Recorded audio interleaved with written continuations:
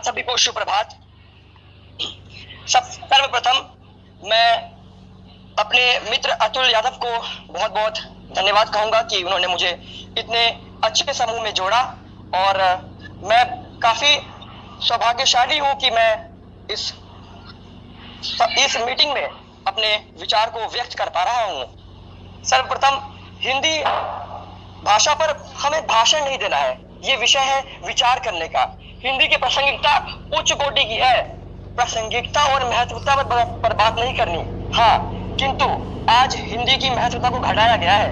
आज नौकरी में इंग्लिश को अधिक महत्वता दी जाती है। मेरे दृष्टिकोण में इंग्लिश आवश्यक है, ये निश्चित रूप से ग्लोबल भाषा है, लेकिन हमें हिंदी को साथ साथ रख के चलना पड़ेगा। हिंदी तो हम बहुत पहले से बोल रहे हैं, किंतु जब ये 1600 में अंग्रेज आए तो इन्होंने अंग्रेजी भाषा को भारत में लाया, और न सिर्फ लाया बल्कि इस इंग्लिश भाषा से अन्य लोगों को इसके प्रति आकर्षित किया। क्या अट्रैक्ट होकर हम अपनी हिंदी भाषा को भूल जाए?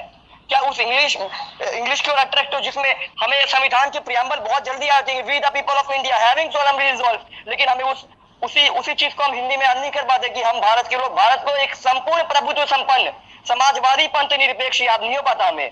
ये निश्चित रूप से ये तो बहुत क्रिटिकल सब्जेक्ट है। हिंदी की प्रासंगिकता आज भी है। मैं किसी भी प्रकार के आंकड़े रखकर हिंदी पर नहीं बोलूंगा। हाँ, किंतु मैं ये जरूर बोलूंगा कि हिंदी की ओर हमें और आगे, हिंदी को हमें अपने साथ लेकर चलना पड़ेगा। क्योंकि जब हम जन्म होते हैं तो हम कभी नहीं बोलते मम्मी को कि हमें खाना, इंग्लिश में नहीं बोलते कि mummy I am fine and I am going somewhere, ऐसा नहीं बोलते। हम हिंदी भाषा में ही बोलते हैं। तो इसका मतलब तो हिंदी हमारे हृदय में बसा हुआ है। हिंदी तो प्रेम की भाषा है। तो फिर हम इतने अंग्रेजी को तवज्जो क्यों दे रहे हैं? क्यों हम सभी एग्जाम्स में इंग्लिश मीडियम को लेकर इंग्लिश मीडियम प्रेफरेंस भर रहे हैं? क्यों जो कॉलेज है उसमें हिंदी कम पढ़ाया जाता है? आज जो भी लोग किसी प्रकार से एग्जाम को देकर आगे जाते हैं और कॉलेज में एडमिशन लेते हैं तो हिंदी की मटेरियल्स कम होती है। ये सचमुच सोचने का विषय है, विचार करने का विषय है कि ऐसा क्यों होता है। अगर वाकई में हृदय में हमारी हिंदी बसती है, अगर हृदय, और हम इसको प्रेम की भाषा कह रहे हैं, तो प्रेम की भाषा तो हर जगह होनी चाहिए।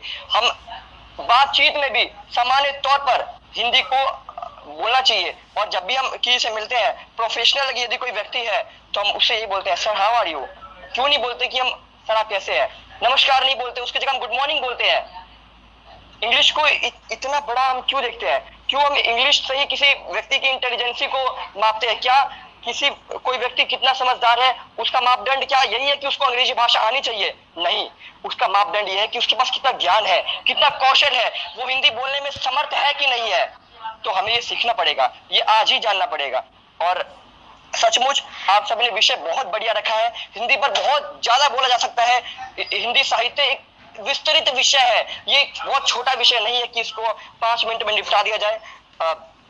इसके साहित्य पर भी बात किया जा सकता था, लेकिन आप सबके पास बहुत कम समय है, और मुझे पता है कि मुझे आपके हर एक समय की कीमत पता है, और हर एक व्यक्ति के पास एक एक मिनट उसका कीमती होता है। तो मैं ज्यादा नहीं बोलूंगा। हाँ, लेकिन आप सभी को मैं थैंक यू कहूंगा, मैं अतुल को थैंक यू कहूंगा कि मुझे इतने बढ़िया ग्रुप में जोड़ा, और आप सभी ने मुझे बोलने का अवसर प्रदान किया। इसके लिए मैं आप सभी को धन्यवाद कहना चाहता हूँ।